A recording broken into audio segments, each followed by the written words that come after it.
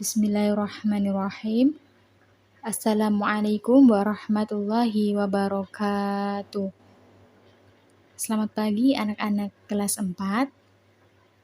Pagi hari ini kita akan melanjutkan pelajaran fikih, yaitu pada bab 3, mandi wajib setelah haid dan ihtilam. Anak-anak sudah tahu ya bahwasanya kemarin kita sudah membahas apa itu pengertian dari haid dan juga ihtilam. Ihtilam itu sama dengan apa? Mimpi basah bagi laki-laki. Nah, anak-anakku sekalian, haid dan juga ihtilam itu termasuk yang namanya hadas. Apa itu pengertian dari hadas, Bu? Hadas adalah keadaan tidak suci pada diri seorang muslim yang menyebabkan ia tidak boleh sholat, ia tidak boleh tawaf, ia tidak boleh berpuasa, dan lain sebagainya. Nah, ada dua jenis hadas. Yang pertama, hadas besar. Hadas besar itu adalah hadas yang harus disucikan dengan cara mandi wajib. Contohnya seperti haid, mimpi basah atau ihtilam, terus ibu yang melahirkan, dan juga darah nifas. Itu termasuk hadas besar yang cara mensucikannya harus dengan mandi wajib. Nah, yang kedua ini adalah hadas kecil, yaitu hadas yang dapat disucikan hanya dengan berwudu saja. Contohnya ketika kita buang air kecil, ketika kita buang air besar, ketika kita akan sholat kan cara bersucinya cukup dengan berwudu, tidak perlu mandi wajib. Adapun tata cara bersuci dari hadas besar, yang pertama itu ada rukun mandi wajib. Apa itu rukun mandi wajib? Rukun mandi wajib adalah sesuatu yang harus dipenuhi agar mandi wajibnya itu sah. Apabila rukun mandi wajib ini tidak terpenuhi, maka tidak sah mandi wajib seseorang tersebut. Yang pertama ada niat. Niat itu boleh dilakukan dalam hati maupun diucapkan. Nah, niat ini harus benar-benar di awal sebelum mengguyurkan air pada tubuh. Nah, ini yang kedua, meratakan air ke seluruh tubuh. Semua anggota tubuh itu harus terguyur dengan air yang suci dan mensucikan. Jadi setelah niat baru boleh meratakan air ke seluruh tubuh. Selain ada rukun mandi wajib, yang kedua ada sunnah mandi wajib.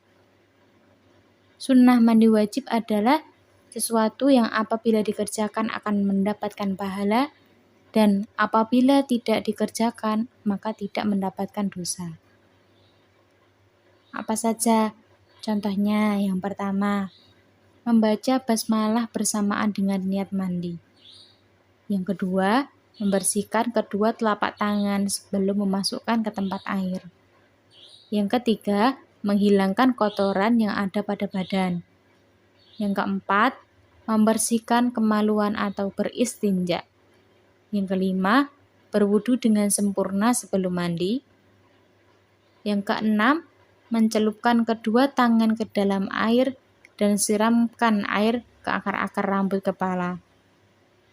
Ketujuh, menyiram air ke kepala sebanyak 3 kali dan mengguyurkannya ke seluruh tubuh. 8.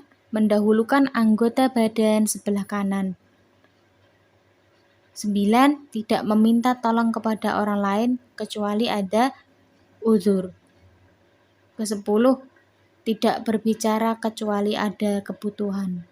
Nah, itu adalah sunnah mandi wajib. Apabila dikerjakan maka kita akan mendapatkan pahala.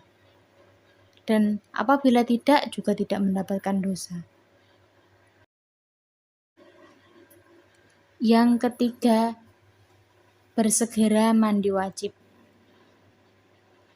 Bersegera mandi wajib ini adalah hal yang paling penting dilakukan ketika seseorang setelah haid dan juga ihtilam atau mimpi basah itu harus segera mandi wajib.